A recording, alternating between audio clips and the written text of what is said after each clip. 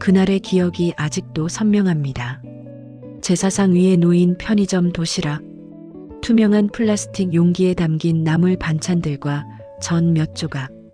그걸 본 순간 30년이 한순간에 무너지는 소리가 들렸습니다.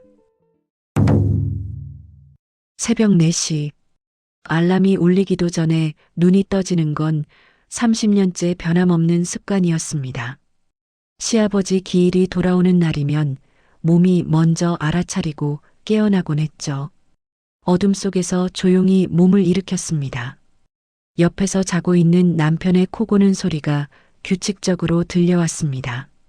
살금살금 이불을 걷어내고 부엌으로 향했습니다. 찬 공기가 뺨을 스쳤지만 이 시간만큼은 온전히 제 것이라 좋았습니다.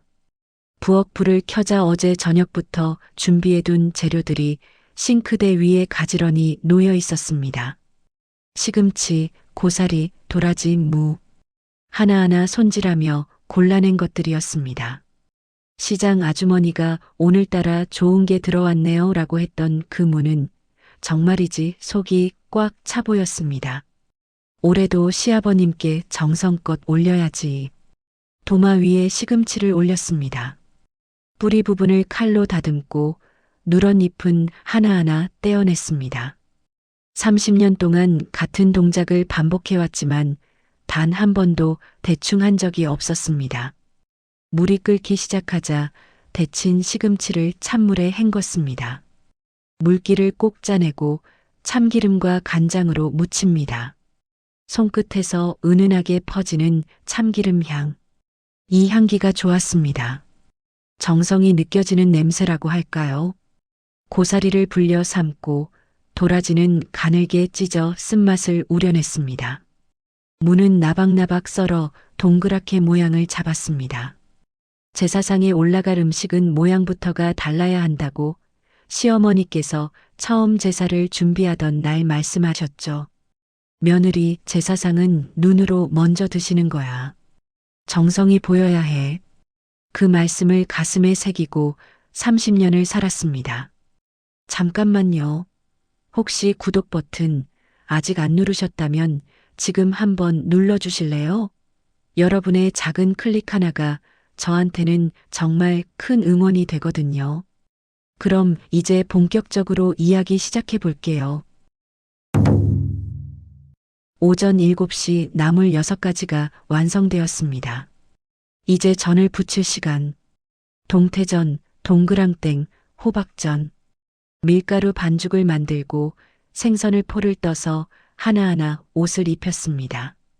지글지글 달궈진 팬 위에서 노릇노릇하게 익어가는 전들을 보고 있으면 마음이 편안해졌습니다. 시아버님이 생전에 동태전을 참 좋아하셨지. 돌아가시기 전 마지막 제사 때 술잔을 올리시며 환하게 웃으시던 얼굴이 떠올랐습니다. 올해도 역시 맛있구먼. 우리 며느리 손맛은 변함이 없어. 그 한마디에 밤새 준비한 피로가 눈 녹듯 사라졌었습니다. 오전 10시 갈비탕을 끓이고 있는데 안방에서 소리가 들렸습니다. 쿵. 심상치 않은 소리였습니다. 급히 불을 끄고 안방으로 달려갔습니다. 시어머니가 침대 옆에 쓰러져 계셨습니다. 어머님, 119에 전화를 걸고 남편을 깨우고 옷을 챙기는 동안 머릿속이 하얘졌습니다. 구급차 사이렌 소리, 응급실로 향하는 차 안, 산소 마스크를 쓴 시어머니의 창백한 얼굴. 제발 아무 일 없게 해주세요. 응급실 대기실에서 보낸 시간은 마치 1년 같았습니다. 남편은 초조하게 복도를 오가고 저는 의자에 앉아 두 손을 꼭 모은 채 기도했습니다. 3시간 후 의사가 나왔습니다. 뇌졸중 초기 증세입니다. 다행히 빨리 오셔서 큰 문제는 없을 것 같습니다만 일주일 정도는 입원해야겠습니다. 그제야 숨을 쉴 수 있었습니다. 하지만 문득 깨달았습니다. 오늘이 제삿날이라는 걸. 집에 있는 음식들, 밤만 완성된 제사 준비들. 남편을 바라봤습니다. 여보, 오늘 제사인데. 남편이 손을 저었습니다. 당신은 어머니 곁에 있어. 내가 집에 가서 간단하게라도 차릴게. 간단하게라도. 그 말에 가슴 한편이 무거워졌지만 지금은 시어머니가 우선이었습니다. 고개를 끄덕였습니다. 부탁해요. 냉장고에 준비해둔 재료들 있으니까. 알았어. 걱정 마. 남편이 병원을 나섰습니다. 그렇게 사흘이 흘렀습니다. 시어머니는 다행히 빠르게 회복하셨고 의식도 또렷해지셨습니다. 병실을 지키는 동안 저는 단 한 번도 집에 대한 생각을 하지 않았습니다. 아니, 하지 않으려고 애썼는지도 모릅니다. 사흘째 되던 날 오후 의사가 퇴원 허락을 내주셨습니다. 집으로 돌아가는 차 안. 창밖 풍경을 바라보며 문득 생각했습니다. 남편이 제사를 어떻게 차렸을까? 간단하게라도 차린다고 했으니 아마 주요 음식 몇 가지는 올렸겠지. 혹시 작은 아들네한테 도움을 청했을 수도 있고. 차가 집 앞에 멈췄습니다. 시어머니를 부축해 현관문을 열었습니다. 거실은 평소처럼 깨끗했습니다. 남편이 나름대로 정리를 한 모양이었습니다. 그런데 안방으로 시어머니를 모시고 나오다가 제사를 지내는 작은 방이 보였습니다. 제사상이 그대로 차려져 있었습니다. 아니, 차려져 있다기보다는 흔적이 남아 있었습니다. 발걸음이 저절로 그쪽으로 향했습니다. 방문을 열었습니다. 그리고 봤습니다. 제사상 위에 놓인 투명한 플라스틱 용기들, 편의점 도시락, 김밥 천국이라고 적힌 스티커가 붙은 용기, 나물 모듬이라고 인쇄된 라벨, 전 몇 조각이 담긴 또 다른 용기. 심장이 쿵 내려앉는 게 느껴졌습니다. 30년 동안 단 한 번도 빠뜨리지 않고 새벽부터 일어나 하나하나 정성껏 준비했던 그 시간들. 손이 부르트도록 나물을 다듬고 기름에 데워가며 전을 부치고 간을 맞추고 또 맞추며 끓였던 그 수고들. 간단하게라도 차리겠다는 말이 이런 뜻이었습니까? 다리에 힘이 풀렸습니다. 벽에 손을 짚고 간신히 중심을 잡았습니다. 편의점 도시락. 그 옆에는 과일도 없이 사과 한 개만 덩그러니 놓여 있었습니다. 술잔도 제대로 정리되지 않은 채 위치가 뒤죽박죽이었습니다. 이게 제사상이라고? 뒤에서 남편의 발소리가 들렸습니다. 당신 왔어? 어머니는 괜찮으시고? 고개를 돌려 남편을 바라봤습니다. 남편은 아무렇지도 않은 얼굴로 서 있었습니다. 이게 뭐예요? 제 목소리가 떨리고 있었습니다. 남편이 제사상을 보더니 멋쩍게 웃었습니다. 아, 그거. 미안, 시간이 없어서 편의점에서 좀 샀어. 요즘 편의점 음식 괜찮더라고. 그래도 차리긴 차렸잖아. 차리긴 차렸다고. 그 말이 귓가를 맴돌았습니다.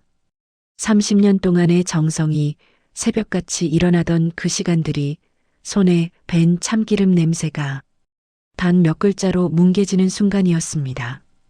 요즘 편의점 음식 잘 나온다던데 아버지도 이해하실 거야.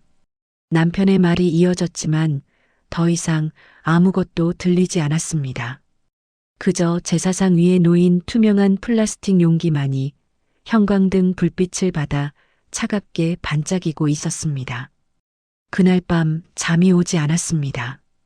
침대에 누워 천장을 바라보며 편의점 도시락이 놓였던 제사상이 자꾸만 눈앞에 아른거렸습니다. 투명한 플라스틱 용기, 인쇄된 라벨, 균일하게 담긴 나물들. 나는 30년 동안 뭘 한 거지? 옆에서 남편은 평화롭게 코를 골고 있었습니다.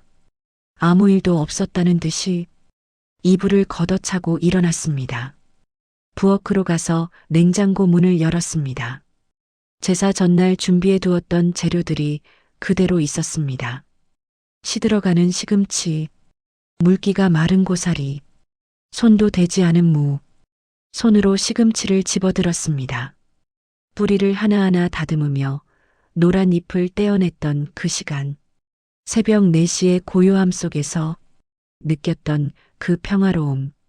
그게 다 무슨 의미였을까요? 아무 의미도 없었어. 그냥 편의점에서 사오면 되는 거였으니까. 시금치를 도로 냉장고에 넣고 문을 닫았습니다. 다음 날 아침, 식탁에 앉은 가족들의 얼굴을 바라봤습니다.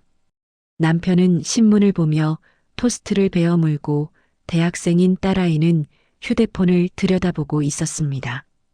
고등학생 손자는 이어폰을 낀 채 시리얼을 먹고 있었습니다. 평범한 아침 풍경이었습니다. 하지만 이상하게도 오늘은 모든 게 낯설게 느껴졌습니다. 어제 제사는 잘 지냈어요? 조심스럽게 물었습니다. 남편이 신문에서 눈을 떼지 않은 채 대답했습니다. 응, 잘 지냈지. 형제들이랑 간단하게. 또 그 단어였습니다. 편의점에서 사온 거로요? 이번엔 딸아이가 고개를 들었습니다. 엄마, 요즘 편의점 음식 진짜 잘 나와요. 저도 자취할 때 자주 사 먹는데 맛있더라고요. 맛의 문제가 아니었습니다. 하지만 그 말을 꺼낼 수가 없었습니다. 30년 동안 내가 정성껏 만든 음식과 편의점 도시락이 같다고 말하려다가 입을 다물었습니다. 뭐라고 설명해야 할지 알 수 없었으니까요. 오전 11시 시어머니 방에 들어가 약을 드리려는데 시어머니가 먼저 말을 꺼내셨습니다. 며느리 고생 많았다. 순간 가슴이 뜨끔했습니다. 어머니가 편의점 도시락 이야기를 들으셨나? 조심스럽게 대답했습니다. 무슨 말씀이세요? 병원에서 나 간병하느라 고생했다는 얘기야. 제사도 못 챙기고. 아, 그 얘기였습니다. 아니에요. 당연한 일인걸요. 시어머니가 편안한 표정으로 고개를 끄덕이셨습니다. 아들놈이 그래도 제사는 챙겼다더구나. 간단하게라도 차렸다니 다행이야. 그 말에 손이 멈췄습니다. 다행이라고? 시어머니가 계속 말씀하셨습니다. 요즘 세상에 제사상 차리는 것도 쉽지 않잖아. 그래도 차리긴 차렸으니 아버지도 이해하실 거야. 차리긴 차렸으니 또 그 말이었습니다. 약을 건네드리는 제 손이 미세하게 떨리고 있었습니다. 편의점에서 사온 걸로 차려도 괜찮으시다는 말씀이세요? 시어머니가 약을 드시며 태연하게 대답하셨습니다. 요즘 편의점 음식이 잘 나온다잖아. 며느리가 매번 고생할 필요 없지. 간편한 게 좋은 거야. 그 순간 무언가가 툭 하고 끊어지는 소리가 들렸습니다. 30년 동안 제가 무엇을 했는지 이 집안 사람들은 아무도 몰랐습니다. 아니, 알려고 하지 않았습니다. 방을 나와 거실 소파에 주저앉았습니다. 가슴속에서 뜨거운 무언가가 치밀어 올랐습니다. 분노일까요? 서러움일까요? 아니면 허무함일까요? 손으로 얼굴을 감쌌습니다. 그리고 문득 30년 전이 떠올랐습니다. 그때 저는 28이었습니다. 결혼한 지 1년째 되던 해 처음으로 시아버지 제사를 맡게 되었습니다. 시어머니가 부엌에서 저를 불렀습니다. 며느리, 이리 와봐. 긴장한 얼굴로 다가서자 시어머니가 도마 위에 놓인 시금치를 가리키셨습니다. 제사 음식은 아무렇게나 만들면 안 돼. 정성이 들어가야 해. 네, 어머님. 시금치 뿌리 봐. 이렇게 하나하나 다듬어야 해. 노란 잎도 다 골라내고. 조상님 드시는 건데 대충 할 수 있겠어? 아닙니다, 어머님. 전도 마찬가지야. 모양이 예뻐야 해. 눈으로 먼저 드시는 거라고. 그날 밤 자정이 넘도록 부엌에 서 있었습니다. 시어머니는 제 옆에서 하나하나 가르쳐 주셨고 저는 온 정신을 집중해서 따라했습니다. 손이 베이고 기름에 데이고 허리가 끊어질 것 같았지만 제사상이 완성되었을 때의 그 뿌듯함, 시어머니가 제 어깨를 두드리셨습니다. 잘했어, 며느리. 이제 내가 우리 집 제사를 책임져야 해. 알겠지? 네, 어머님. 최선을 다하겠습니다. 그날의 다짐을 지키며 30년을 살았습니다. 단 한 번도 빠뜨린 적 없이, 단 한 번도 대충 한 적 없이. 하지만 지금 그 30년이 편의점 도시락으로 대체될 수 있다는 걸 알게 되었습니다. 소파에서 일어나 안방으로 걸어갔습니다. 옷장 깊숙한 곳에서 오래된 공책 한 권을 꺼냈습니다. 결혼 초기부터 써온 가계부였습니다. 펼쳐서 제사 관련 지출 내역을 찾아봤습니다. 한 번의 제사 준비에 평균 30만 원, 1년에 2번, 30년이면 1,800만 원. 돈의 문제가 아니었습니다. 시간이었습니다. 매번 이틀 전부터 시장을 보고 하루 전부터 재료를 손질하고 제사 당일 새벽부터 조리를 시작했습니다. 한 번에 평균 12시간 60번이면 720시간, 30일, 30년 동안 한 달을 온전히 제사 준비에만 쏟아부은 셈이었습니다. 공책을 덮었습니다. 그리고 깨달았습니다. 내 정성이 당연한 거였구나. 너무 완벽하게 해냈으니까 그게 얼마나 어려운 일인지 아무도 몰랐던 거야. 침대 모서리에 앉았습니다.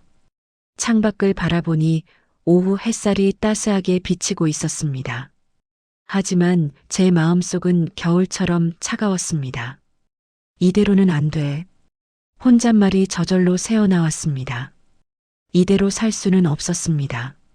30년이 헛된 시간이었다는 걸 그냥 받아들일 수는 없었습니다. 이 사람들에게 알려줘야 했습니다. 제가 해온 일이 얼마나 소중한 것이었는지, 정성이 무엇인지, 당연한 게 아니라는 걸. 저녁 식사 시간, 식탁에 둘러앉은 가족들을 바라봤습니다. 남편은 제가 만든 된장찌개를 맛있게 먹고 있었습니다. 딸아이는 반찬을 집어먹으며 엄마 손맛은 역시 최고야라고 말했습니다. 손맛, 정성, 당연함. 이 모든 게 사라졌을 때 이 사람들은 어떤 표정을 지을까요? 젓가락을 내려놓았습니다. 다음 제사 때는 제가 못 챙길 것 같아요. 조용히 말했습니다. 남편이 고개를 들었습니다. 왜? 어디 가게? 친정어머니가 편찮으셔서요. 당분간 친정에 가 있어야 할 것 같아요. 거짓말이었습니다. 하지만 핑계가 필요했습니다. 딸아이가 걱정스러운 얼굴로 물었습니다. 외할머니가 많이 아프셔? 큰일이네. 괜찮으실 거야. 그냥 곁에 있어 드려야 할 것 같아서. 남편이 고개를 끄덕였습니다. 그래, 어쩔 수 없지. 그럼 제사는 내가 알아서 할게. 알아서 하겠다고. 지난번처럼 편의점에서 사올 건가요? 하지만 아무 말도 하지 않았습니다. 그렇게 해주세요. 식사를 마치고 설거지를 하는데 시어머니가 부엌으로 오셨습니다. 며느리, 친정어머니 간병 간다며? 네, 어머님. 그래, 효도해야지. 우리 일은 신경 쓰지 말고, 신경 쓰지 말라고. 30년 동안 신경 써온 일들을 이제 신경 쓰지 말라고 하시는군요. 네, 어머님. 그날 밤 다시 잠이 오지 않았습니다. 하지만 이번에는 분노나 서러움 때문이 아니었습니다. 계획 때문이었습니다. 다음 제사는 3개월 후 시아버지 기일. 그때까지 저는 이 집의 모든 집안일을 중단할 것입니다. 밥도 청소도 빨래도 그들이 제 손길 없이 어떻게 살아가는지 지켜볼 것입니다. 그리고 제사 당일 그들이 다시 편의점 도시락으로 제사상을 차릴 때 그때 물어볼 것입니다. 이게 정성입니까? 침대에 누워 천장을 바라보며 조용히 미소 지었습니다. 차갑고 냉정한 미소였습니다. 이제 시작이다. 30년 동안 보여준 정성의 진짜 가치를 이제 그 부재로 증명해 보일 차례였습니다. 일주일 후, 저는 작은 캐리어 하나를 들고 집을 나섰습니다. 다녀오겠습니다. 현관에서 신발을 신는데 남편이 거실에서 손을 흔들었습니다. 친정어머니 잘 돌봐드리고, 여기는 걱정하지 말고. 네, 그럴게요. 시어머니도 안방 문을 열고 고개를 내미셨습니다. 며느리 고생하지 말고. 우리는 알아서 잘 지낼 테니까. 알아서 잘 지낸다고. 과연 그럴 수 있을까요? 네, 어머님. 편찮으시면 바로 연락 주세요. 그렇게 집을 나섰습니다.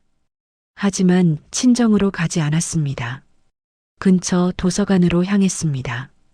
3층 열람실 구석 자리에 앉아 가방에서 새 노트를 꺼냈습니다. 표지에 관찰 일지라고 적었습니다. 첫 페이지를 펼쳐 날짜를 적었습니다. 2025년 10월 15일 1일차. 펜을 들고 생각에 잠겼습니다. 3개월 그 시간 동안 저는 이 집 사람들이 어떻게 변하는지 기록할 것입니다.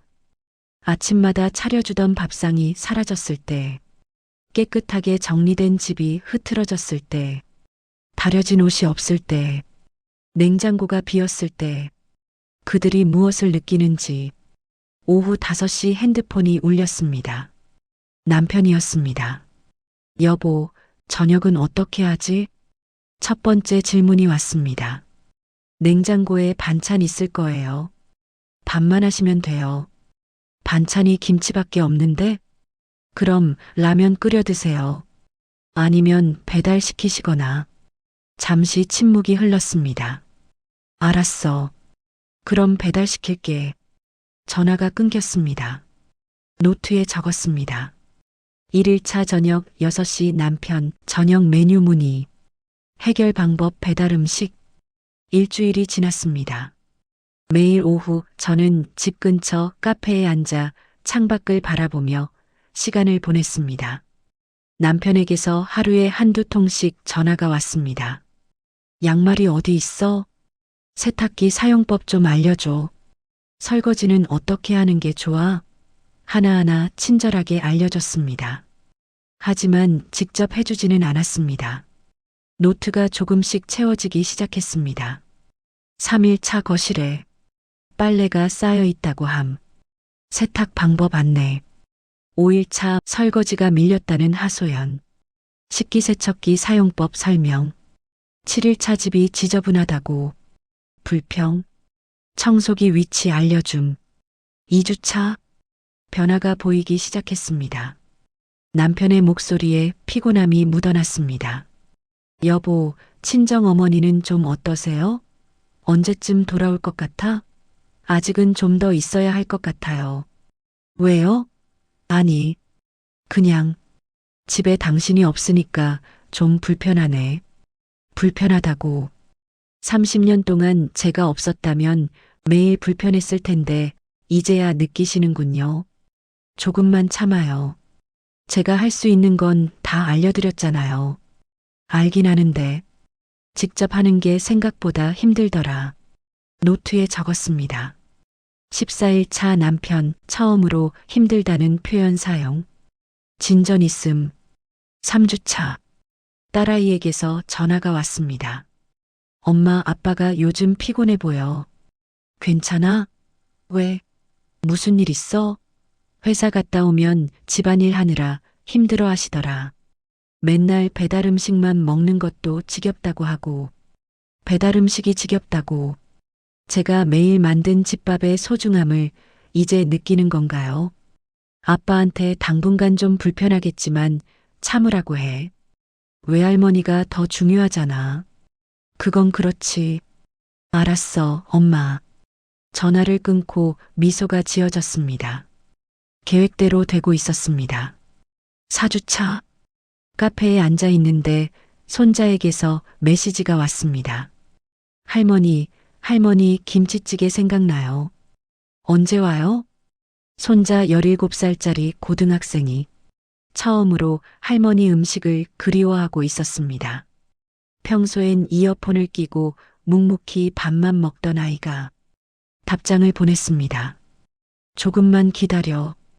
외증조 할머니 나으시면 갈게. 손자의 답장이 왔습니다. 할아버지가 끓인 라면은 맛이 없어요. 아빠가 시킨 배달 음식도 매일 먹으니까 질려요. 노트에 적었습니다. 28일 차 손자, 할머니 음식 그리워함. 가족 전체의 변화 감지됨. 5주차. 집으로 한번 들렀습니다. 옷을 좀 더 챙기러 온다는 핑계였습니다. 현관문을 열자마자 냄새가 났습니다. 쓰레기 냄새. 거실로 들어서니 소파 위에 빨래가 아무렇게나 쌓여 있었습니다. 식탁 위에는 배달 음식 용기들이 그대로 놓여 있었습니다. 부엌으로 갔습니다. 싱크대에 설거지가 쌓여 있고 냉장고를 열어보니 텅 비어 있었습니다. 김치 한 통과 계란 몇 개. 30년 동안 항상 가득 차 있던 냉장고가 이렇게 초라해 보일 수 있다니. 안방 문을 열었습니다. 침대 시트가 구겨져 있고 바닥에는 옷가지들이 널려 있었습니다. 이게 한 달의 결과구나. 혼잣말이 새어나왔습니다. 서럽지 않았습니다. 오히려 후련했습니다. 이제 그들도 알게 될 것입니다. 제가 해온 일이 얼마나 많았는지. 방문을 닫고 나오는데 시어머니 방에서 소리가 들렸습니다. 며느리 왔니? 방문을 열고 들어갔습니다. 시어머니가 침대에 앉아 계셨습니다. 얼굴이 많이 수척해 보이셨습니다. 어머님, 어디 편찮으세요? 아니, 그냥 좀 피곤하구나. 시어머니가 저를 가만히 바라보셨습니다. 며느리, 너 없으니까 집안이 영 돌아가질 않는구나. 처음으로 시어머니가 제 부재를 인정하셨습니다. 죄송해요, 어머님. 아니야. 내가 미안해할 일이 아니지. 그동안 내가 얼마나 많은 일을 했는지 이제야 알겠구나. 시어머니의 목소리에 미안함이 묻어났습니다. 가슴 한구석이 찡했습니다. 하지만 아직이었습니다. 아직 끝이 아니었습니다. 좀 더 있다가 올게요, 어머님. 조금만 참아주세요. 그래, 어쩔 수 없지. 친정어머니가 우선이니까. 방을 나와 다시 현관으로 향했습니다. 캐리어를 끌고 문을 나서려는데 손자가 학교에서 돌아왔습니다. 할머니, 손자가 반갑게 달려왔습니다. 왔니, 우리 손주. 할머니, 언제 돌아와요? 집에 없으니까 너무 불편해요. 불편하다고. 이 아이도 이제 할머니의 존재를 느끼고 있었습니다. 손자의 머리를 쓰다듬었습니다. 조금만 더 기다려. 곧 갈게. 할머니, 저 요즘 편의점 도시락만 먹어요. 학교 끝나고 집에 오면 아무도 없고 냉장고도 텅 비어 있고. 편의점 도시락. 그 단어를 손자의 입에서 듣게 될 줄은 몰랐습니다. 그래, 힘들지? 네. 할머니가 해준 밥이 그리워요. 손자를 꼭 안아줬습니다. 할머니도 우리 손주 보고 싶어. 조금만 참아. 손자와 헤어지고 집을 나섰습니다. 엘리베이터 안. 거울에 비친 제 얼굴을 봤습니다. 예전과 다른 표정이었습니다. 차갑고 단호했습니다. 노트를 꺼내 적었습니다. 35일 차 집 방문. 집안 상태 최악. 시어머니, 처음으로 며느리 부재 인정. 손자, 할머니 음식 그리워함. 변화가 시와. 그리고 마지막 줄에 추가했습니다. 계획 순조롭게 진행 중. 제사일까지 8주 남음. 8주. 그때가 되면 모든 게 드러날 것입니다. 제사상 위에 다시 편의점 도시락이 놓일까요? 아니면 그들이 직접 음식을 만들어 올릴까요? 어느 쪽이든 그날이 심판의 날이 될 것입니다. 도서관으로 돌아가는 길. 가을바람이 볼을 스쳤습니다. 차가웠지만 상쾌했습니다. 조금만 더 견디면 돼. 30년 동안 참아온 것에 비하면 3개월은 아무것도 아니었습니다. 손에 든 노트가 묵직하게 느껴졌습니다. 이 안에는 30년의 정성이 얼마나 소중했는지를 증명할 증거들이 차곡차곡 쌓이고 있었습니다. 하루하루, 한 줄 한 줄, 그들의 변화가 기록되고 있었습니다. 그리고 마침내 제사일이 오면 저는 물을 것입니다. 이제 정성이 무엇인지 아시겠습니까? 6주차.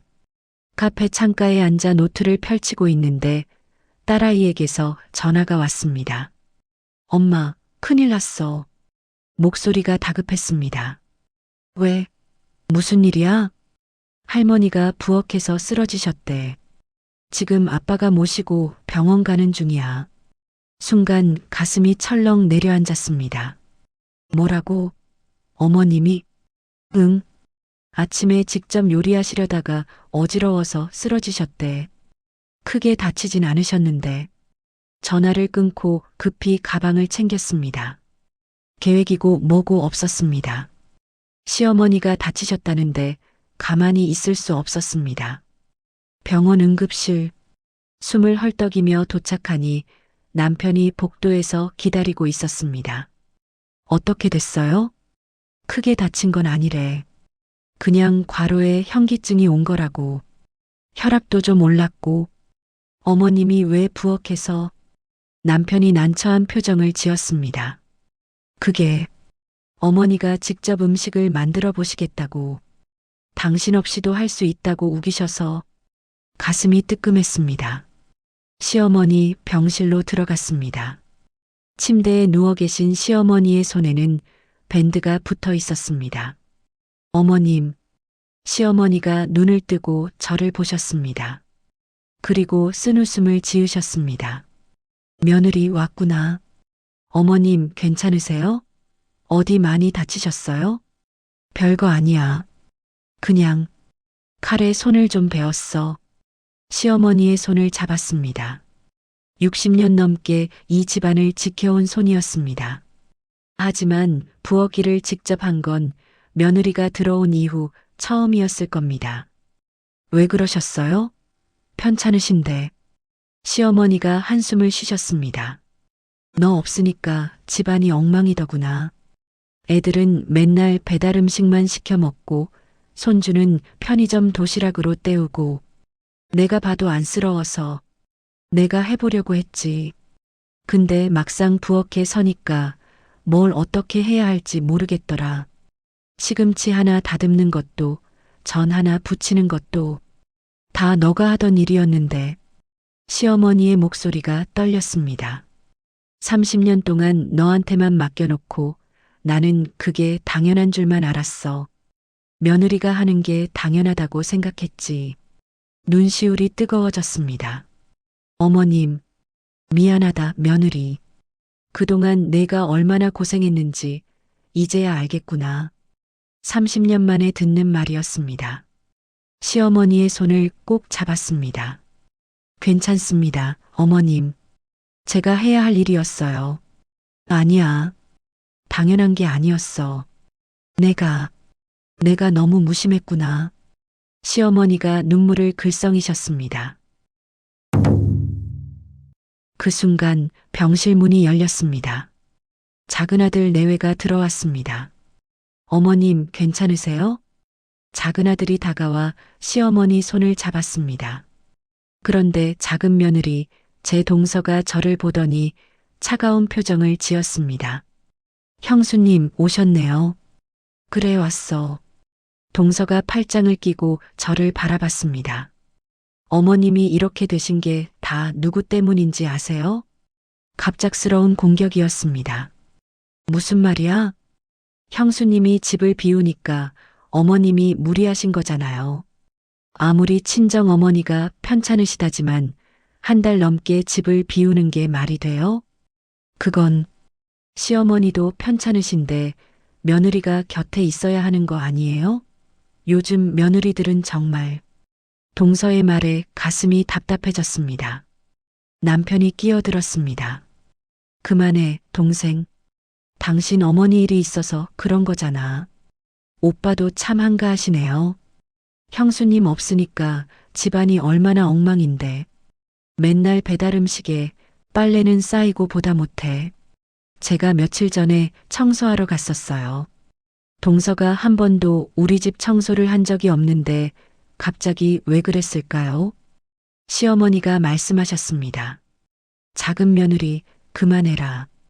큰 며느리 탓이 아니야. 어머님, 그래도 며느리 도리가 있는 거 아니에요? 30년 동안 해오던 일을 갑자기 안 하면 어떻게 해요? 30년 동안 해오던 일. 그 말이 귀에 박혔습니다. 30년 동안 해왔으니까 앞으로도 계속해야 한다는 뜻인가요? 참았던 말이 터져 나왔습니다. 그럼 동서는 30년 동안 뭘 했는데요? 동서가 눈을 크게 떴습니다. 뭐라고요? 동서는 결혼한 지 15년 됐죠? 그동안 단 한 번이라도 우리 집 제사 준비 도와준 적 있어요? 명절 때 음식 만드는 거 거들어 준 적 있어요? 그건 저도 바빴으니까. 저도 바빴어요. 30년 동안 매일같이 바빴어요. 하지만 단 한 번도 쉬지 않았어요. 그런데 한 달 집을 비웠다고 이렇게 비난받아야 해요? 동서가 얼굴이 빨개졌습니다. 형수님, 지금 저한테 화풀이 하시는 거예요? 화풀이가 아니에요. 사실을 말하는 거예요. 작은 아들이 아내를 말렸습니다. 여보, 그만해. 형수님도 힘드셨을 거야. 하지만 동서는 물러서지 않았습니다. 오빠, 저 말이 틀렸어요? 며느리가 시댁을 돌보는 게 당연한 거 아니에요? 제사도 챙기고 시어머니도 모시고. 그게 우리 세대가 배운 거잖아요. 우리 세대. 당연함. 며느리의 도리. 그 단어들이 공기 중에 떠돌았습니다. 시어머니가 침대에서 몸을 일으키셨습니다. 작은 며느리, 너 지금 뭐 하는 거니? 어머님, 저는 그냥 사실을 말씀드리는 거예요. 형수님이 너무하신 거 아닌가 해서. 너무한 건 우리야. 시어머니의 목소리가 단호했습니다. 30년 동안 큰 며느리한테만 모든 걸 맡겨놓고 우리는 당연하게 여겼어. 나도, 너희 오빠도, 너희도. 이번에 큰 며느리 없는 한 달을 겪어보고 나서야 알겠더구나. 그 일이 얼마나 힘든 일이었는지. 하지만 어머님, 됐어. 너는 내 집이나 잘 챙겨. 우리 집 일에 참견하지 마. 동서가 입을 다물었습니다. 하지만 눈빛에는 여전히 불만이 가득했습니다. 어색한 침묵이 흘렀습니다. 작은 아들 내외가 먼저 병실을 나갔습니다. 문이 닫히고 남편과 저, 그리고 시어머니만 남았습니다. 시어머니가 한숨을 쉬셨습니다. 미안하다, 며느리. 동생 며느리가 실례했구나. 아니에요, 어머님. 괜찮아요. 하지만 괜찮지 않았습니다. 동서의 말들이 가슴에 박혔습니다. 며느리 도리, 당연한 것, 30년 동안 해온 일. 그 말들이 맞을까요? 정말 제가 해온 일은 당연한 것이었을까요? 병실을 나와 복도 벤치에 앉았습니다. 남편이 옆에 앉았습니다.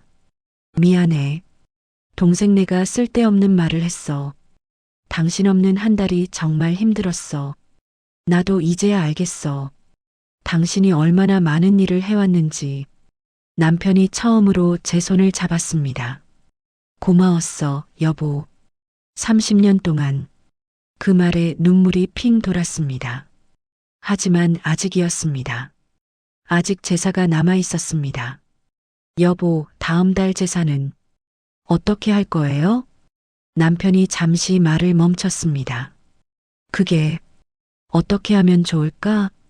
직접 하셔야죠. 저처럼. 내가? 네. 이제 알았으면 직접 해보셔야죠. 제사 음식이 얼마나 힘든지. 남편의 얼굴이 굳어졌습니다. 혼자는 못할 것 같은데. 혼자 하라는 게 아니에요. 가족이 함께 하는 거예요. 어머님도 당신도 동생네도 다 같이. 그게 가능할까? 해보셔야죠. 제가 30년 동안 혼자 한 걸 이번엔 가족이 함께 해보세요. 남편이 고개를 끄덕였습니다. 알았어. 해볼게. 그날 저녁, 집으로 돌아가지 않고 다시 도서관으로 향했습니다. 노트를 펼치고 오늘의 일을 기록했습니다. 42일 차 시어머니, 부엌에서 쓰러짐. 처음으로 며느리 노고 인정하고 사과함. 변화의 시작. 그리고 그 밑에 적었습니다. 변수 발생 동서, 주인공 비난. 전통적 며느리 역할 강요. 하지만 시어머니가 주인공 편을 들어줌. 남편 다음 제사 직접 준비하겠다고 약속. 펜을 놓고 창밖을 바라봤습니다. 예상하지 못한 일이었습니다. 시어머니가 직접 부엌에 서실 줄은, 그리고 제 편을 들어주실 줄은. 30년 동안 저를 며느리로만 봤던 시어머니가 이제는 제 고생을 이해하고 계셨습니다. 동서의 공격도 예상 밖이었습니다. 하지만 오히려 좋았습니다. 동서의 말 때문에 시어머니와 남편이 더 확실하게 제 편이 되어 주었으니까. 이제 제사만 남았어. 혼잣말을 중얼거렸습니다. 3주 후면 시아버지 기일이었습니다. 그날 그들이 직접 제사상을 차리는 걸 보게 될 것입니다. 30년 동안 제가 해온 일을 그들이 직접 손으로 느끼게 될 것입니다. 노트 마지막 페이지를 넘겼습니다. 거기에 크게 적었습니다. D-20일, 심판의 날까지 3주. 제사 일주일 전, 남편에게서 전화가 왔습니다. 여보, 이번 주 토요일이 아버지 기일이잖아. 네, 알아요. 우리가 직접 준비해 보려고 해. 가족 모두 함께. 심장이 두근거렸습니다. 정말요? 응. 어머니도 그러시고 동생네도 오기로 했어. 당신이 어떻게 준비했는지 가르쳐 줄 수 있어? 30년 만의 일이었습니다. 가족 전체가 제사 준비에 나선다는 것. 제가 갈게요. 응? 집으로 갈게요. 친정 어머니도 많이 좋아지셨어요. 이제 돌아가도 될 것 같아요. 정말? 그럼 도와줄 수 있어? 잠시 망설였습니다.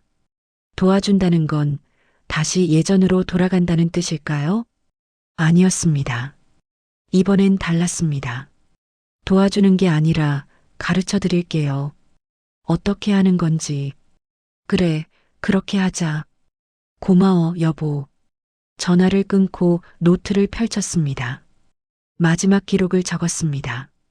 49일 차 제사 7일 전, 귀가 결정, 가족 전체. 제사 준비 참여 확정. 이제 시작이다.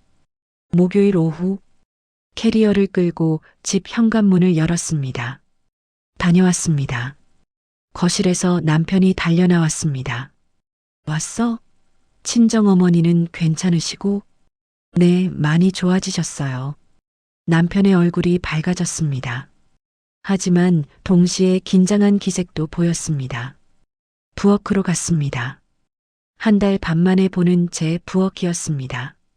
싱크대는 깨끗이 정리되어 있었습니다. 남편이 나름대로 노력한 흔적이 보였습니다. 냉장고를 열었습니다. 여전히 텅 비어 있었습니다. 제사 준비는 언제부터 할 거예요? 남편이 뒤에서 대답했습니다.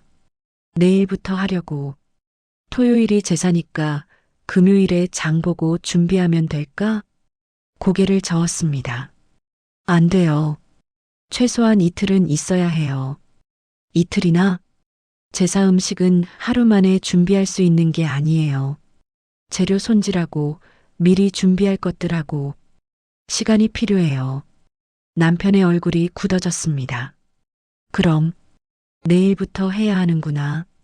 네. 내일 새벽 시장 가야 해요. 신선한 재료 사려면. 새벽? 내 4시에 출발해야 해요.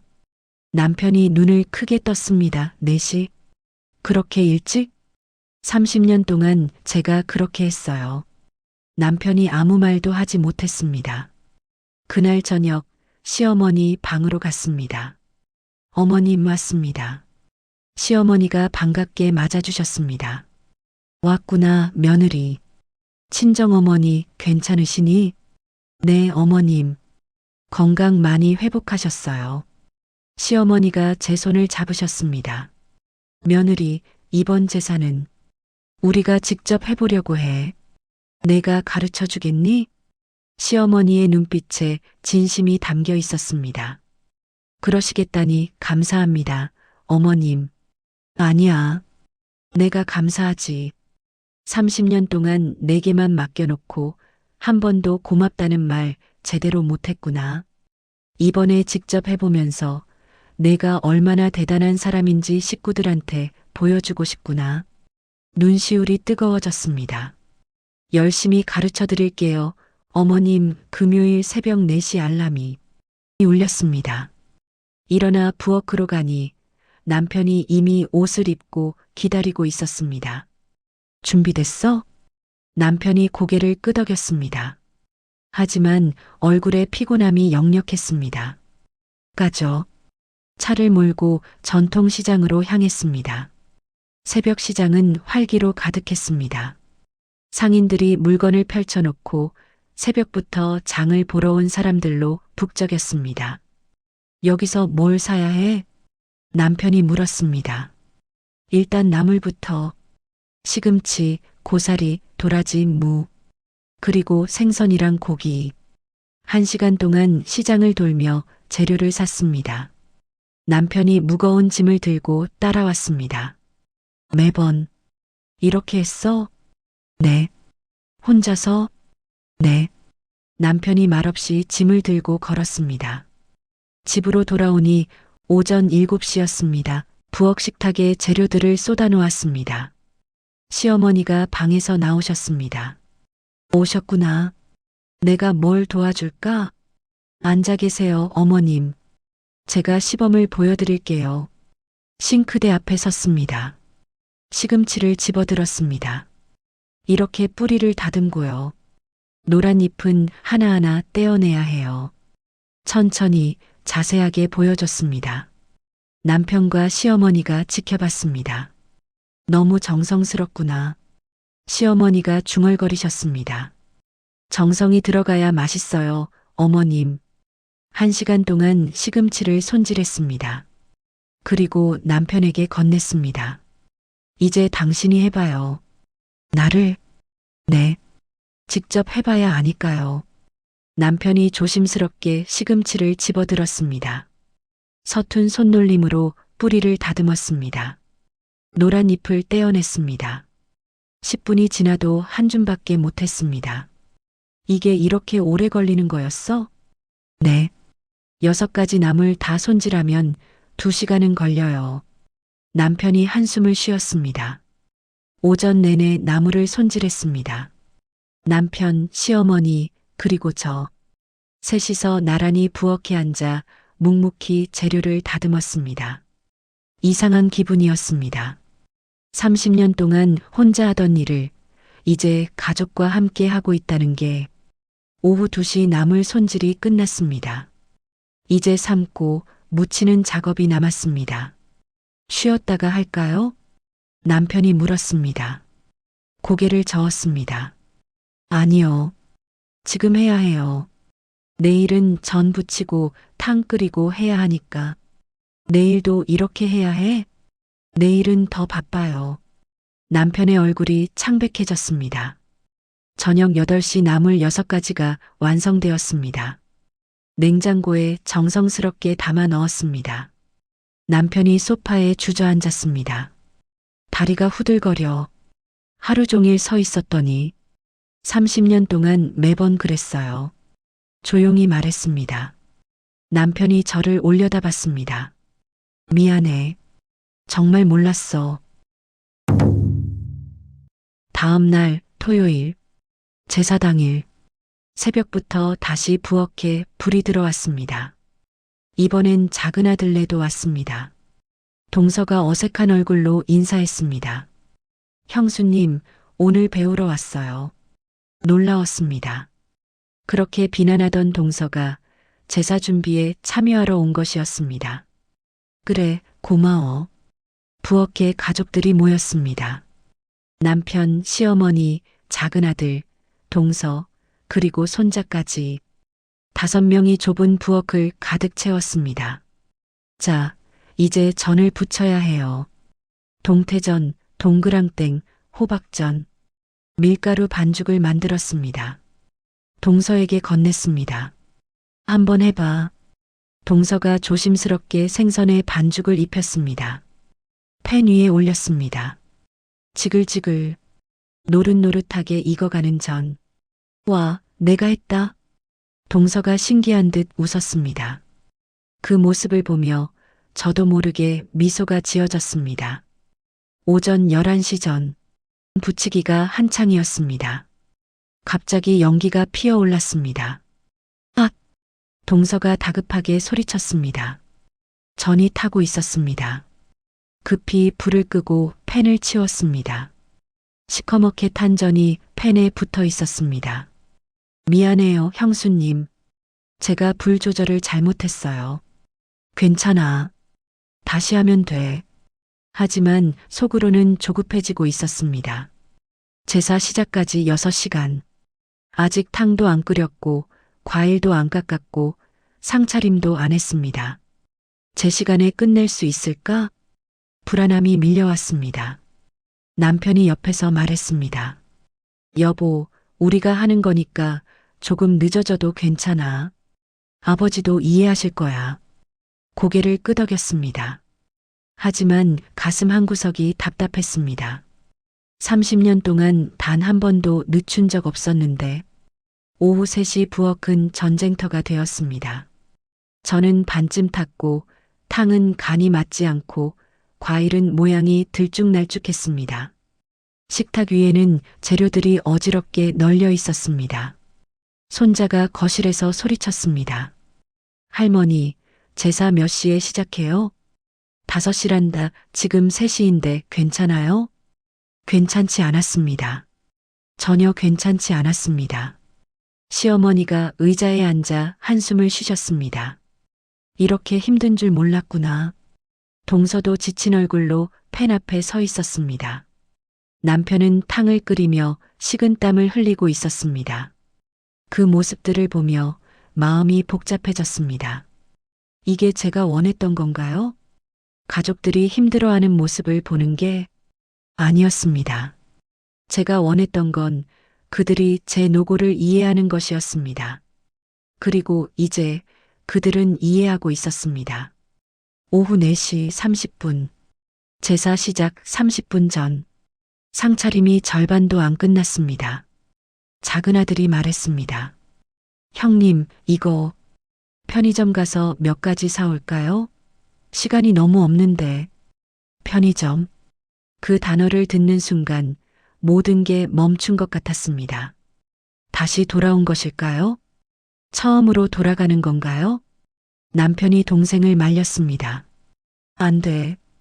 우리가 끝까지 해야 해. 하지만 형님, 끝까지 해보자.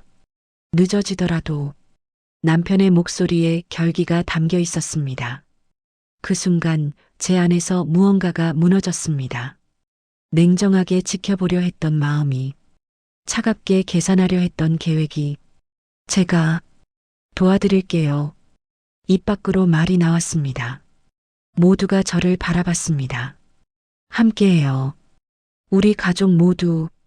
그렇게 말하며 저도 팬 앞에 섰습니다. 칼을 잡았습니다. 도마 위에 과일을 올려놓고 재빨리 모양을 잡았습니다. 30년 동안 해온 손놀림이었습니다.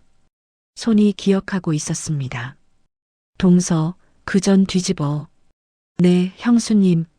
여보, 탕에 간장 한 숟가락 더 넣어봐요. 알았어.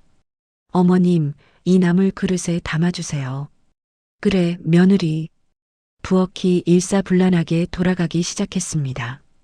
하지만 시간은 너무 빨리 흘러갔습니다. 오후 4시 50분, 10분 남았습니다. 상 차려야 해요. 빨리. 제사 지내는 방으로 달려갔습니다. 남편과 작은 아들이 제사상을 옮겼습니다. 하나씩 음식을 나르기 시작했습니다. 전, 나물, 탕, 과일. 손자가 뛰어다니며 그릇을 날랐습니다. 할머니, 이거 어디 놓아요? 거기 왼쪽. 정신없이 상을 차렸습니다. 하지만 뭔가 이상했습니다. 저는 크기가 제각각이었고 몇 개는 가장자리가 탔습니다. 나물은 색깔이 고르지 않았습니다. 과일은 모양이 울퉁불퉁했습니다. 탕은 간이 맞는지 확인도 못했습니다. 30년 동안 단 한 번도 이렇게 엉망인 제사상을 차린 적이 없었습니다. 가슴이 답답해졌습니다. 이게 제사상이라고 할 수 있나? 오후 5시 제사 시간이 되었습니다. 가족들이 제사 지내는 방으로 모였습니다. 모두 땀범벅이 된 얼굴로 제사상을 바라봤습니다.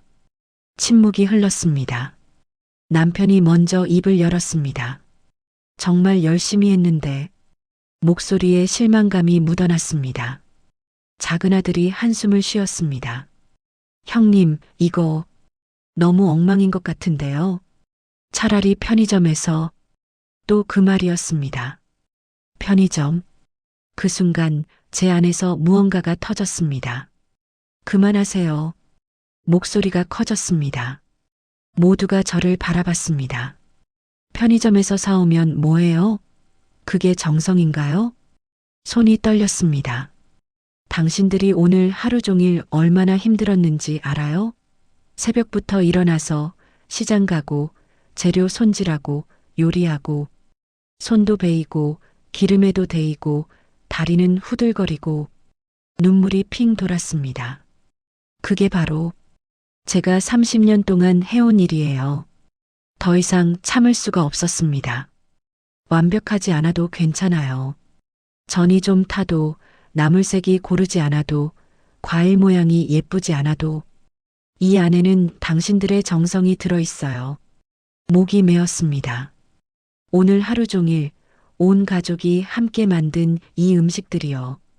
아무리 서툴러도 이게 진짜 제사상이에요. 눈물이 뺨을 타고 흘러내렸습니다. 편의점 도시락에는 이런 게 없어요. 가족의 땀도 수고도 마음도 아무것도 없어요. 주저앉았습니다. 바닥에 무릎을 꿇고 얼굴을 손으로 가렸습니다. 30년 동안 참아왔던 모든 감정이 터져나왔습니다. 저는 그냥 당신들이 알아줬으면 좋겠었어요. 제가 얼마나 정성을 들였는지, 이게 얼마나 힘든 일인지 온몸이 떨렸습니다. 당연한 게 아니었어요. 한 번도 당연한 적이 없었어요. 매번 최선을 다했어요.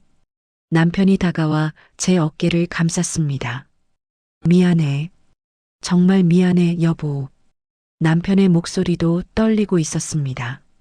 이제 알았어. 당신이 얼마나 대단한 사람인지. 30년 동안 이런 걸 혼자 해냈다는 게 믿기지 않아. 시어머니가 다가와 제 손을 잡으셨습니다. 며느리 정말 미안하구나. 고맙다는 말도 수고했다는 말도 제대로 못해줬구나. 시어머니의 손이 떨리고 계셨습니다. 30년 동안 우리 집을 지켜줘서 정성을 다해줘서 진심으로 고맙다. 작은 아들이 무릎을 꿇고 고개를 숙였습니다. 형수님, 죄송합니다. 그동안 너무 당연하게만 생각했습니다. 동서도 눈물을 닦으며 다가왔습니다. 형수님, 저도 미안해요. 병원에서 심한 말했죠. 이제야 알겠어요. 형수님이 얼마나 대단한 분인지. 손자가 저를 안아줬습니다. 할머니, 사랑해요. 할머니가 세상에서 제일 멋있어요. 가족들에게 둘러싸여 한참을 울었습니다. 서럽게, 시원하게, 후련하게. 얼마나 지났을까요? 눈물을 닦고 고개를 들었습니다. 제사상이 보였습니다. 여전히 엉망이었습니다. 저는 탔고 과일은 울퉁불퉁하고 색깔도 제각각이었습니다. 하지만 이상하게도 지금은 그게 아름답게 보였습니다. 서툴지만 정성이 느껴졌습니다. 완벽하지 않지만 진심이 담겨 있었습니다. 일어서서 눈물을 닦았습니다. 제사 지내야죠. 남편이 고개를 끄덕였습니다. 그래. 아버지께서 기다리고 계실 거야. 모두 자리에 앉았습니다. 남편이 제일 먼저 절을 올렸습니다. 그리고 작은 아들, 시어머니, 손자 순서로 마지막으로 제 차례였습니다. 무릎을 꿇고 허리를 굽혔습니다. 아버님, 오늘은 온 가족이 함께 준비했습니다.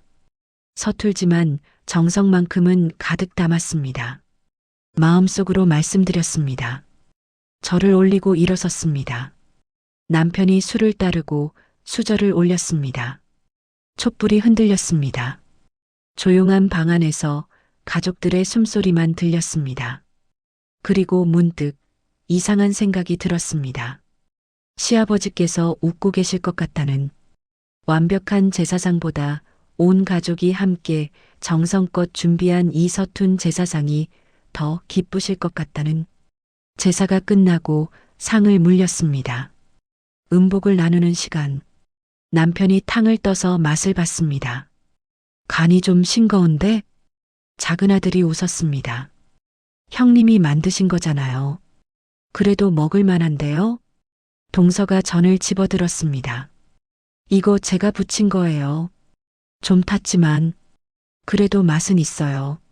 손자가 과일을 베어 물었습니다. 할머니가 깎은 거보다 못하지만 그래도 달아요. 시어머니가 나물을 드셨습니다. 정성이 느껴지는구나. 비록 서툴지만. 그 말에 모두가 웃었습니다. 저도 웃었습니다. 30년 만에 처음으로 제사 음식을 편하게 먹었습니다. 가족들과 함께 밤 9시 음복이 끝나고 정리를 했습니다. 이번에도 온 가족이 함께 움직였습니다. 설거지를 하고 음식을 나누고 부엌을 정리했습니다. 남편이 제 옆에서 설거지를 거들었습니다. 여보, 응? 고마워. 오늘 함께 해줘서. 남편의 얼굴에 진심이 담겨 있었습니다. 나도 고마워요. 이렇게 노력해줘서. 앞으로는 혼자 하지 마.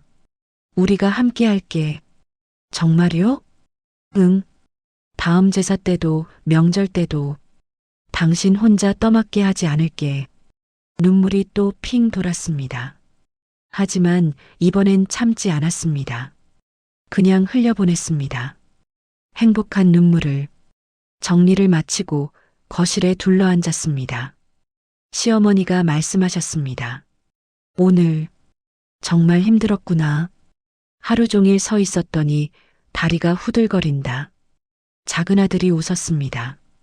어머니, 형수님은 30년 동안 이렇게 하셨대요. 시어머니가 저를 바라보셨습니다. 정말 대단한 며느리를 뒀구나. 아니, 대단한 딸을 얻었구나. 딸이라는 단어. 30년 만에 처음 듣는 말이었습니다. 가슴이 뭉클했습니다. 어머님, 시어머니가 제 손을 꼭 잡으셨습니다. 미안하다, 며느리. 아니, 딸. 그동안 며느리로만 봤지 딸처럼 생각하지 못했구나. 괜찮습니다, 어머님. 아니야. 괜찮지 않아. 앞으로는 딸처럼 대할게. 며느리 자격으로가 아니라 우리 가족으로. 눈물이 멈추지 않았습니다. 30년을 기다렸던 말이었습니다. 손자가 제 무릎에 머리를 기댔습니다. 할머니, 다음 제사 때도 제가 도와줄게요. 할머니 혼자 하지 않게. 머리를 쓰다듬어 줬습니다. 고마워, 우리 손주. 그날 밤 침대에 누워 천장을 바라봤습니다. 옆에서 남편이 말했습니다. 여보, 자고 있어? 아니, 앉아. 오늘 정말 고마웠어. 그리고 미안했어. 남편의 손이 제 손을 찾았습니다. 30년 동안 당신한테 너무 못했어. 당연한 줄만 알고 고맙다는 말도 제대로 못했어. 앞으로는 달라질게. 약속해. 손을 꼭 잡았습니다. 알아요. 오늘 당신 노력 봤어요. 사랑해, 여보. 30년 만에 듣는 말이었습니다. 나도 사랑해요. 눈을 감았습니다. 마음이 편안했습니다. 오늘의 제사상은 엉망이었습니다. 저는 탔고, 나물은 색깔이 고르지 않았고, 과일은 모양이 울퉁불퉁했습니다. 하지만 그 안에는 가족의 땀과 정성이 담겨 있었습니다. 완벽하지 않아도 괜찮았습니다. 진심이 담겨 있으니까. 그리고 깨달았습니다. 제가 30년 동안 진짜 원했던 건 완벽한 제사상이 아니었다는 걸 인정받는 것이었습니다. 고마움을 듣는 것이었습니다. 가족으로 받아들여지는 것이었습니다. 오늘 그 모든 걸 얻었습니다. 일주일 후 주방에서 아침 식사를 준비하고 있는데 뒤에서 인기척이 느껴졌습니다. 남편이었습니다. 뭐 도와줄까? 깜짝 놀라 돌아봤습니다. 30년 동안 단 한 번도 아침에 부엌에 나타난 적 없던 남편이었습니다. 정말? 응. 계란 프라이 정도는 할 수 있어. 남편이 팬을 꺼내 들었습니다. 서툰 손놀림으로 계란을 깼습니다. 노른자가 터지고 기름이 튀었지만 어쨌든 해냈습니다. 어때? 자랑스러운 표정으로 물었습니다. 웃음이 나왔습니다. 잘했어요. 식탁에 둘러앉아 아침을 먹었습니다. 손자가 계란 프라이를 보더니 말했습니다. 할아버지가 만드셨어요? 신기하다.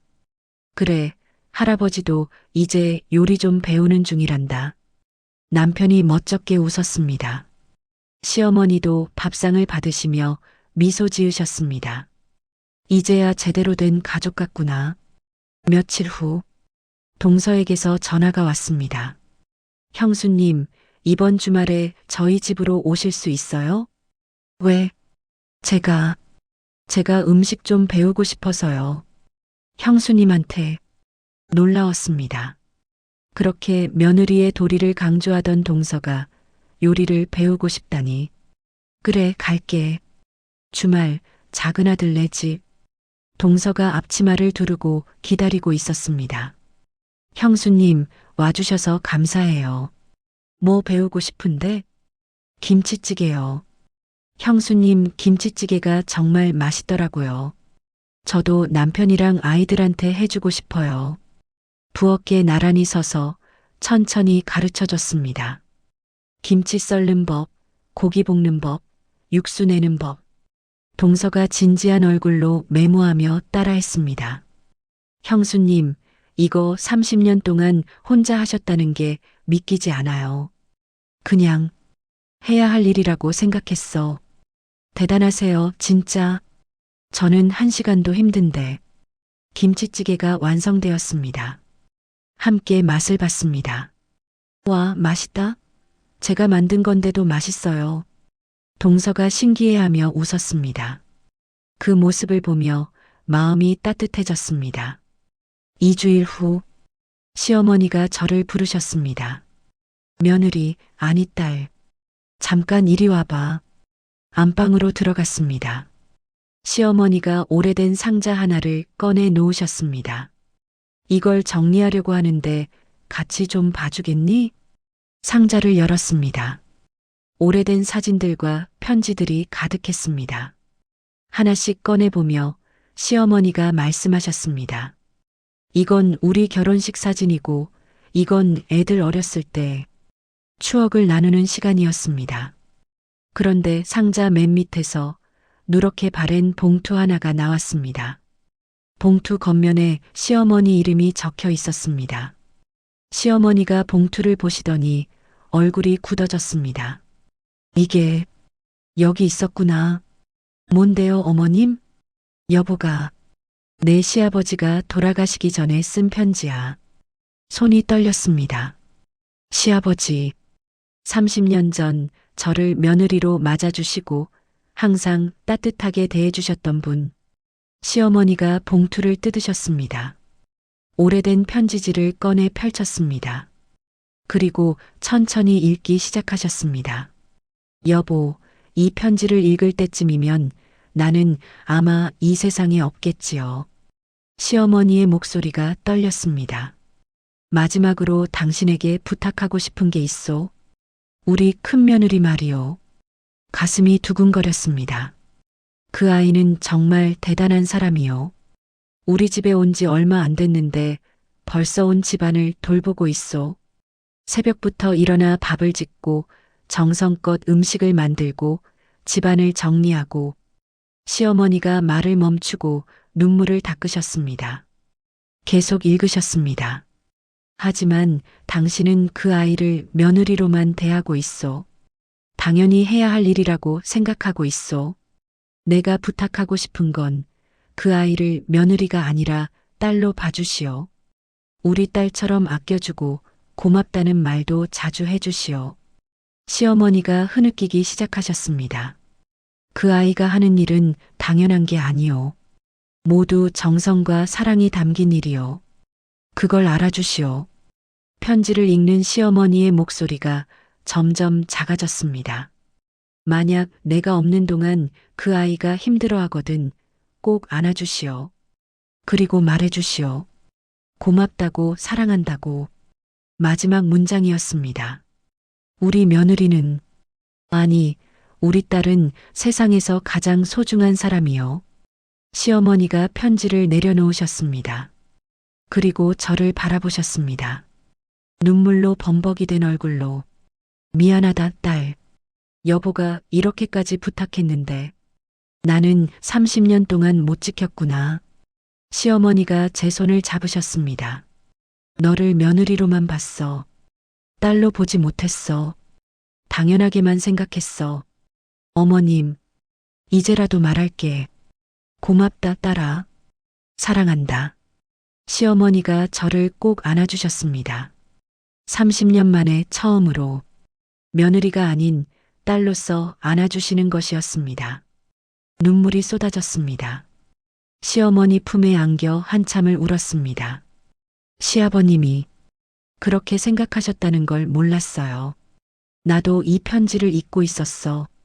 아마 여보가 돌아가시고 너무 슬퍼서 제대로 읽어보지도 못하고 상자에 넣어뒀나 봐. 시어머니가 편지를 다시 들여다보셨습니다.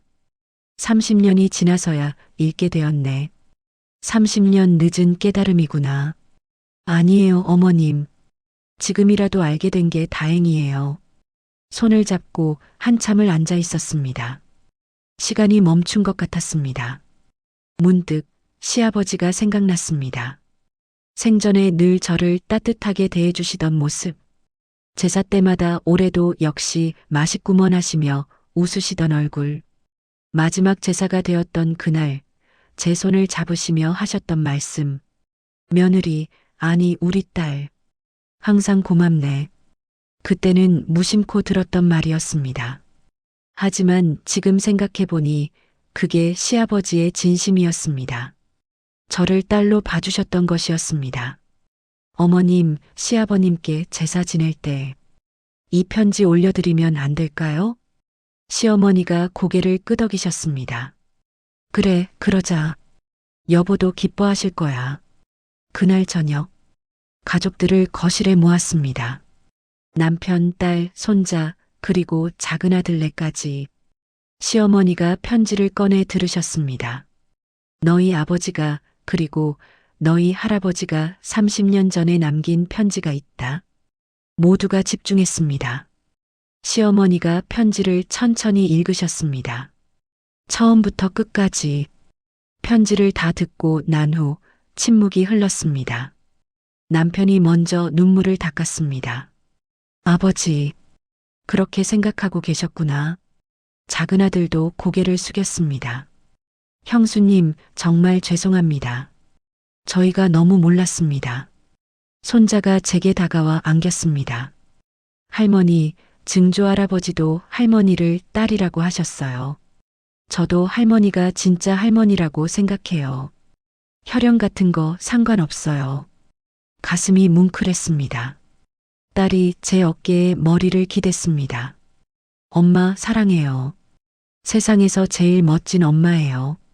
온 가족이 저를 안아줬습니다.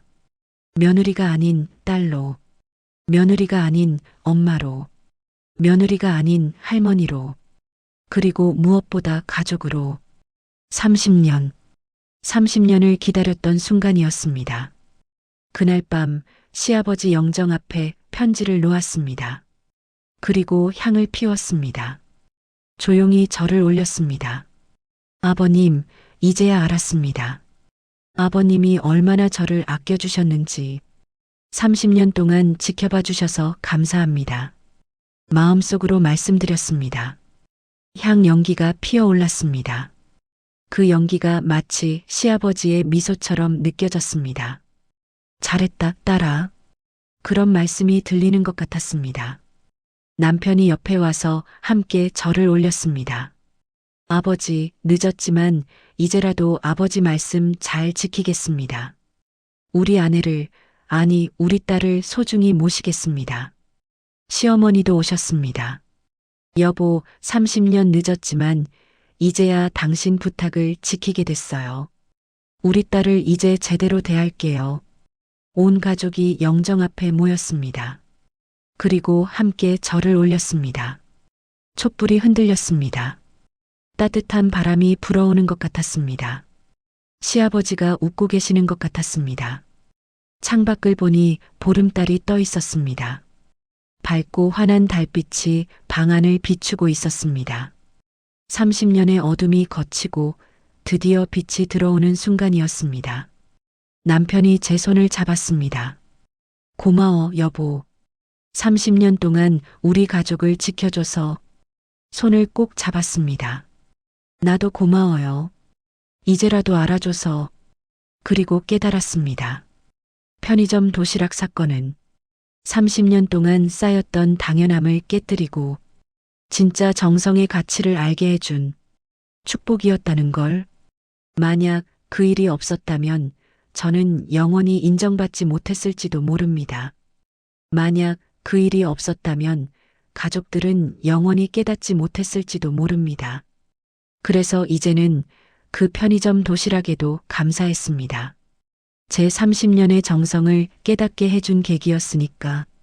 3개월 후 새벽 4시 알람이 울리기도 전에 눈이 떠졌습니다. 30년간의 습관은 여전했습니다. 하지만 이제는 달랐습니다. 침대에서 일어나려는데 남편도 함께 일어났습니다. 오늘 제사지? 응, 시아버님 기일이에요. 같이 준비하자. 남편이 옷을 입고 일어섰습니다.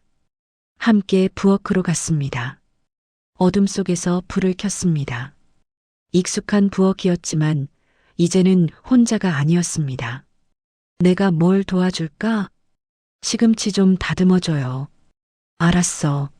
나란히 싱크대 앞에 섰습니다. 저는 도라지를 찢고 남편은 시금치를 다듬었습니다. 고요한 새벽이었습니다. 하지만 외롭지 않았습니다. 여보, 응? 고마워요. 이렇게 함께 해줘서. 남편이 손을 멈추고 저를 바라봤습니다. 나도 고마워. 30년 동안 혼자 이렇게 했을 생각을 하니까. 정말 미안해. 이제 괜찮아요. 우리 함께 하잖아요. 남편이 미소 지었습니다. 그래, 이제는 함께. 오전 7시 시어머니가 부엌으로 오셨습니다. 일찍들 일어났구나. 어머님 주무셨어요? 응, 나도 도와야지. 시어머니가 앞치마를 두르셨습니다. 셋이서 부엌에서 나무를 묻혔습니다. 참기름 냄새가 부엌 가득 퍼졌습니다. 이 냄새가 참 좋구나. 시어머니가 말씀하셨습니다. 정성의 냄새 같아요, 어머님. 그래, 정성의 냄새. 시어머니가 제 손을 잡으셨습니다. 이제야 알겠어. 내가 30년 동안 얼마나 이 냄새와 함께 살았는지. 오전 10시 작은 아들네가 도착했습니다. 형님, 형수님, 어머님. 작은 아들이 큰 봉지를 들고 들어왔습니다. 생선이랑 과일 사왔어요. 형수님이 가르쳐준 대로 골라왔어요. 동서도 앞치마를 들고 왔습니다. 형수님, 저도 전 부치는 거 도와드릴게요. 지난번에 배운 거 써먹어야죠. 웃음이 났습니다. 고마워. 부엌에 가족들이 모였습니다. 3개월 전 그 날처럼 하지만 이번엔 달랐습니다. 모두가 자기 역할을 알고 있었습니다. 남편은 탕을 끓이고 작은 아들은 과일을 깎고 동서는 전을 부치고 시어머니는 상차림을 준비하셨습니다. 손자도 학교를 마치고 달려왔습니다. 할머니, 제가 뭘 도와드릴까요? 그릇 좀 나르렴, 우리 손주. 네. 부엌이 활기로 가득했습니다. 30년 동안 혼자서 지켰던 고요한 새벽과는 달랐습니다. 시끌벅적하고 어수선하고 가끔 실수도 있었지만 따뜻했습니다. 정말 따뜻했습니다. 오후 3시 제사 준비가 거의 끝나갔습니다. 이번에는 시간에 여유가 있었습니다. 음식들도 훨씬 나아 보였습니다. 완벽하지는 않았지만 3개월 전보다는 훨씬 나았습니다. 형수님, 이번엔 전이 안 탔어요. 동서가 자랑스럽게 말했습니다. 잘했어. 많이 늘었네. 형수님이 잘 가르쳐 주셔서요. 상을 차리기 시작했습니다. 이번에는 모두가 어디에 무엇을 놓아야 하는지 알고 있었습니다. 질서정연하게 하지만 여유롭게 드디어 제사상이 완성되었습니다. 모두가 상 주위에 둘러섰습니다. 3개월 전과는 비교할 수 없을 정도로 깔끔한 상차림이었습니다. 남편이 말했습니다. 우리 해냈네. 목소리에 뿌듯함이 묻어났습니다. 그래요. 우리가 함께 해냈어요. 시어머니가 시아버지 영정을 바라보셨습니다. 여보 봤어요? 우리 가족이 다 함께 준비했어요. 영정 속 시아버지가 웃고 계시는 것 같았습니다. 오후 5시 제사가 시작되었습니다. 남편이 향을 피우고 절을 올렸습니다. 한 명씩 차례로 절을 올렸습니다. 제 차례가 되었습니다. 무릎을 꿇고 허리를 굽혔습니다. 아버님, 오늘도 온 가족이 정성껏 준비했습니다. 3개월 전보다 훨씬 나아졌죠? 이제는 혼자가 아니에요. 우리 모두가 함께합니다. 마음속으로 말씀드렸습니다. 절을 올리고 일어섰습니다. 촛불이 잔잔하게 흔들렸습니다. 마치 시아버지가 고개를 끄덕이시는 것 같았습니다. 제사가 끝나고 음복 시간. 온 가족이 거실에 둘러앉아 제사 음식을 나눴습니다. 이번 탕은 제가 끓인 건데 어때요? 남편이 기대에 찬 얼굴로 물었습니다. 한 숟가락 떠서 맛봤습니다. 맛있어요. 많이 늘었어요. 정말 다행이다. 남편이 환하게 웃었습니다. 손자가 전을 집어먹으며 말했습니다. 이거 고모가 부친 거죠? 지난번보다 훨씬 맛있어요. 동서가 부끄러운 듯 웃었습니다. 그래, 다행이다. 형수님이 잘 가르쳐 주셔서 음식을 나누며 이야기를 나눴습니다. 웃음소리가 집 안가득 퍼졌습니다. 30년 동안 이렇게 편안한 음복 자리는 처음이었습니다. 밤 9시 모두가 돌아가고 남편과 단둘이 설거지를 했습니다. 남편이 그릇을 닦으며 말했습니다. 여보, 생각해보니까 신기해. 뭐가? 편의점 도시락 사건 말이야. 그때는 정말 큰일 난 줄 알았는데 지금 생각해보면 그게 전환점이었던 것 같아. 그 말에 고개를 끄덕였습니다. 맞아요. 그 일이 없었으면 우리 지금도 예전 그대로였을 거예요. 당신은 혼자 힘들어하고 나는 모르고 살고. 그래요. 어쩌면 그 편의점 도시락이 우리 가족을 바꿔놓은 건지도 몰라요. 남편이 설거지하던 손을 멈추고 저를 바라봤습니다. 고마워, 여보. 참아준 것도 기다려준 것도 그리고 우리한테 기회를 준 것도 나도 고마워요. 변하려고 노력해줘서 남편이 비눗물 묻은 손으로 제 손을 잡았습니다. 앞으로도 계속 함께하자. 제사도 명절도 모든 일상도. 그래요. 함께. 설거지를 마치고 거실 소파에 나란히 앉았습니다. 창밖을 보니 보름달이 떠 있었습니다.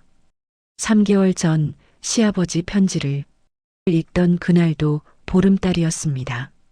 달이 참 밝네요. 그러게. 마치 아버지가 지켜보시는 것 같아. 남편의 말에 미소가 지어졌습니다. 그럴 것 같아요. 아버님이 기뻐하고 계실 거예요. 한참을 그렇게 앉아 있었습니다. 말없이 하지만 편안하게.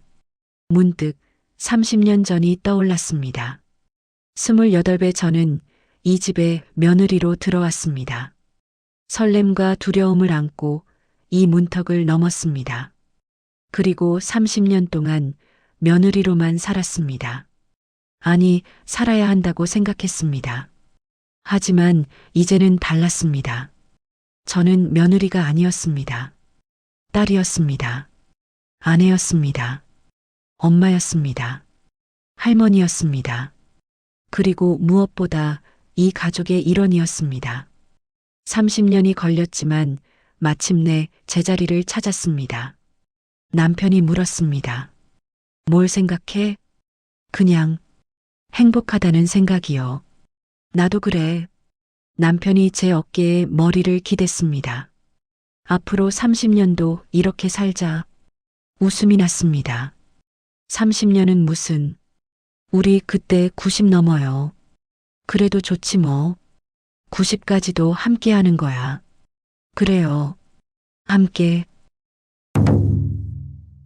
다음 날 아침, 부엌에서 아침을 준비하는데 시어머니가 오셨습니다. 딸, 어제 고생 많았다. 이제는 자연스러운 호칭이 되었습니다. 딸, 아니에요, 어머님. 다 같이 했잖아요. 그래도 30년 동안 혼자 해온 내가 제일 고생했지. 시어머니가 제 손을 잡으셨습니다. 앞으로 남은 세월은 편하게 살자.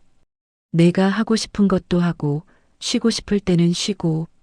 어머님, 우리가 있잖아. 이제는 내가 모든 걸 떠맡지 않아도 돼. 눈시울이 뜨거워졌습니다. 감사합니다, 어머님. 내가 더 고맙지. 30년 동안 우리 가족을 지켜줘서.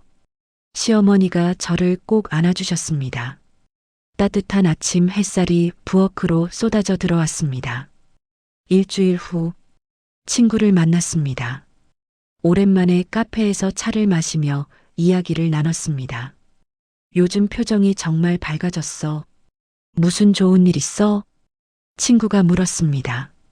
미소가 지어졌습니다. 응, 좋은 일 있었어. 뭔데? 우리 가족이 진짜 가족이 됐어. 친구가 고개를 갸웃했습니다. 원래 가족이었잖아. 아니야. 이제야 진짜가 됐어. 친구에게 지난 몇 달간의 이야기를 들려줬습니다. 편의점 도시락 사건부터 3개월간의 관찰, 가족들의 변화, 시아버지의 편지까지. 친구가 눈물을 글썽이며 들었습니다. 너 정말 대단해. 나 같았으면 진작 포기했을 거야. 나도 포기하고 싶었어. 근데 기다려보니까 좋더라. 앞으로는 어떻게 살 거야? 지금처럼 가족이랑 함께 하나씩 나눠서 하면서. 행복하겠다. 응, 행복해. 진심이었습니다. 정말로 행복했습니다. 한 달 후 동네 주민센터에서 요리 교실이 열렸습니다. 며느리들을 위한 요리 교실이었습니다.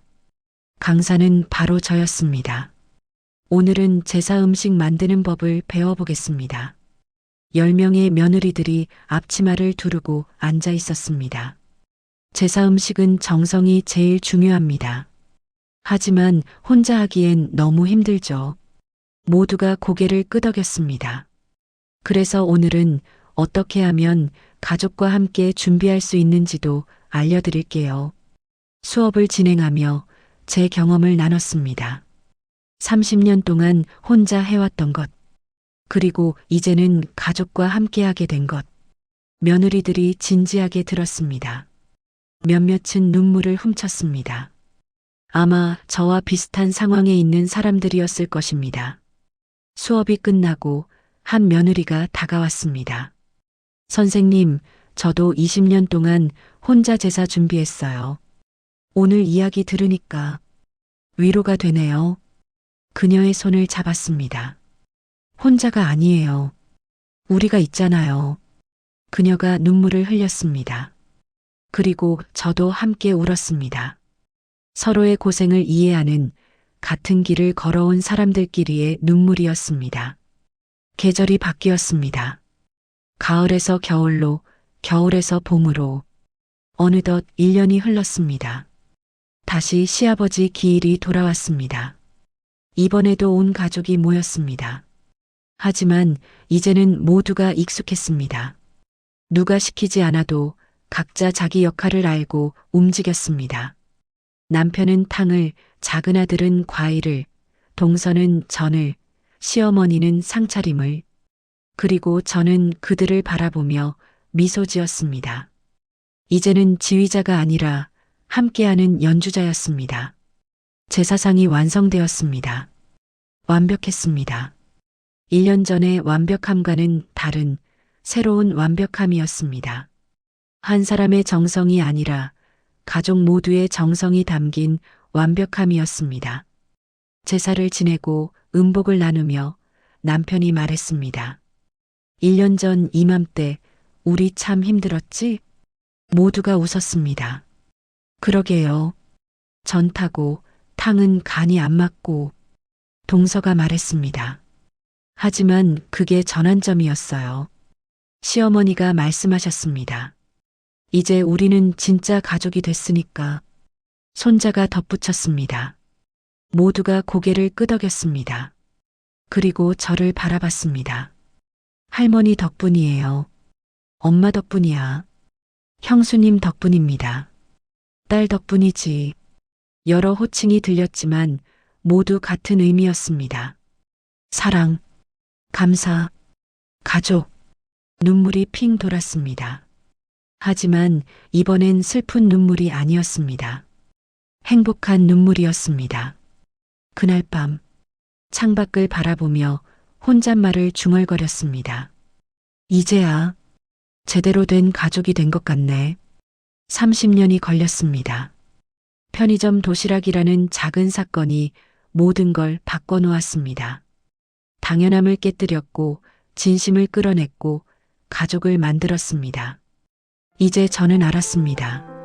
진짜 정성은 완벽한 음식이 아니라는 것을, 진짜 제사상은 화려한 상차림이 아니라는 것을, 진짜 가족은 혈연이 아니라 서로를 이해하고 아껴주는 마음이라는 것을, 그리고 무엇보다 30년이 헛되지 않았다는 것을, 그 모든 시간이 쌓여서 지금의 행복을 만들었다는 것을. 보름달이 밝게 떠 있었습니다. 마치 시아버지가 웃고 계시는 것 같았습니다. 잘했다, 딸아. 이제 편하게 살아라. 그런 목소리가 들리는 것 같았습니다. 미소가 지어졌습니다. 네, 아버님. 이제 편하게 살게요. 우리 가족과 함께. 그렇게 중얼거리며 창문을 닫았습니다.